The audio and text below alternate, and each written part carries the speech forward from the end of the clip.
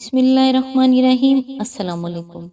انسان کا ماضی چاہے جتنا ہی گناہوں سے بھرا ہوا ہو، اس کا مستقبل ابھی بالکل پاک ہے۔ خدا توبہ کو پسند کرتا ہے۔ قرآن کہتا ہے اپنے دشمنوں کی چالوں سے پریشان نہ ہوا کر، بے شک تمہارا رب سب سے بہترین چال چلنے والا ہے۔ کچھ رشتے کرائے کے مکان کی طرح ہوتے ہیں، انہیں جتنا مرضی سجا لو کبھی اپنے نہیں ہوتے۔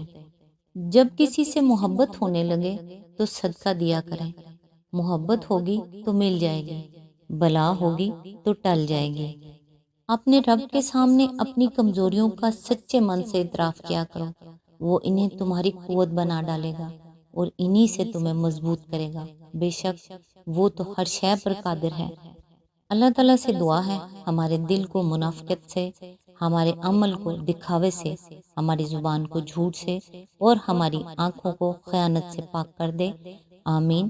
اللہ تعالیٰ آپ کو اور آپ کے تمام اہل و عیال کو اپنے حفظ و امان میں رکھے اور آپ کی تمام نیک اور جائز حاجات کو پورا فرمائے، آمین۔ آج انشاءاللہ سورہ الحج کی آیت نمبر 19 سے سٹارٹ کریں گے۔ اس کا ترجمہ اور تفسیر تفہیم القرآن سے بیان کروں گی جو اہل سنت جماعت کے لیے ہے۔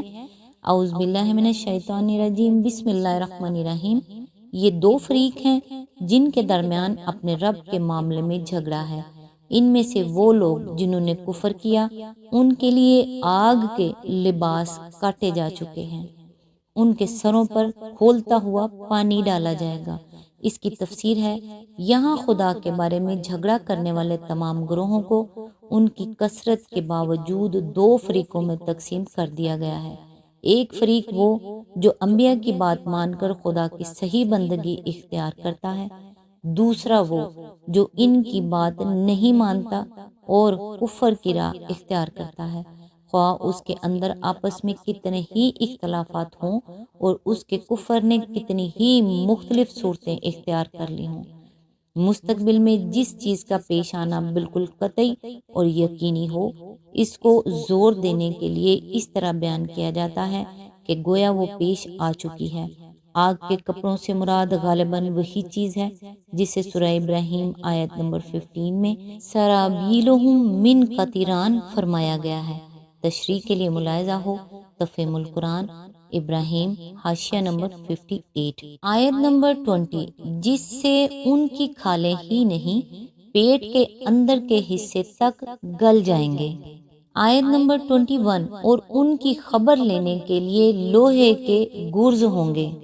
آیت نمبر 22، جب کبھی وہ گھبرا کر جہنم سے نکلنے کی کوشش کریں گے، پھر اسی میں دھکیل دیے جائیں گے کہ چکھو اب جلنے کی سزا کا مزہ۔ آیت نمبر 23، دوسری طرف جو لوگ ایمان لائے اور جنہوں نے نیک عمل کیے، ان کو اللہ ایسی جنتوں میں داخل کرے گا جن کے نیچے نہریں بہہ رہی ہوں گی، وہاں وہ سونے کے کنگنوں اور موتیوں سے آراستہ کیے جائیں گے اور ان کے لباس ریشم کے ہوں گے۔ اس کی تفسیر ہے، اس سے یہ تصور دلانا مقصود ہے کہ ان کو شاہانہ لباس پہنائے جائیں گے۔ نزول قرآن کے زمانے میں بادشاہ اور بڑے بڑے رئیس سونے اور جواہر کے زیور پہنتے تھے، اور خود ہمارے زمانے میں بھی ہندوستان کے راجا اور نواب ایسے زیور پہنتے رہے ہیں۔ آیت نمبر 24، ان کو پاکیزہ بات قبول کرنے کی ہدایت بخشی گئی اور انہیں خدائے ستودہ صفات کا راستہ دکھایا گیا۔ اس کی تفسیر ہے، اگرچہ پاکیزہ بات کے الفاظ عام ہیں مگر مراد ہے وہ کلمہ طیبہ اور عقیدہ صالحہ جس کو قبول کرنے کی بنا پر وہ مومن ہوئے۔ جیسا کہ دیباچے میں بیان کیا گیا ہے، ہمارے نزدیک یہاں سورہ کا وہ حصہ ختم ہو جاتا ہے جو مکی دور میں نازل ہوا تھا۔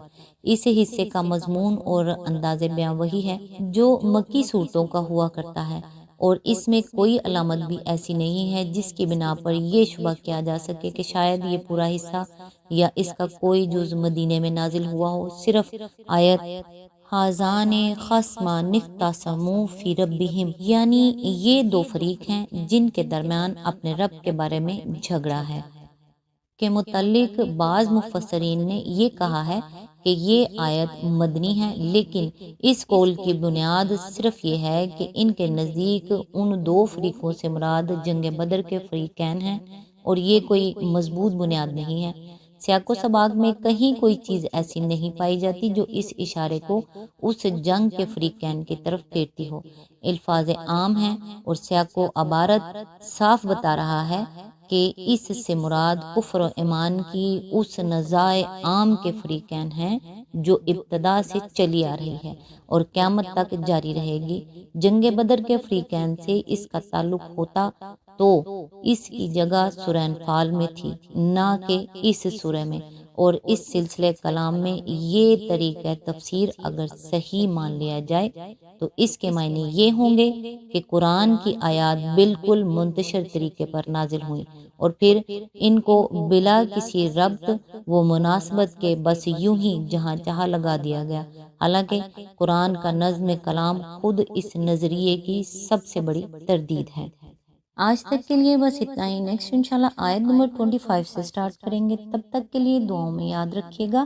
اللہ حافظ۔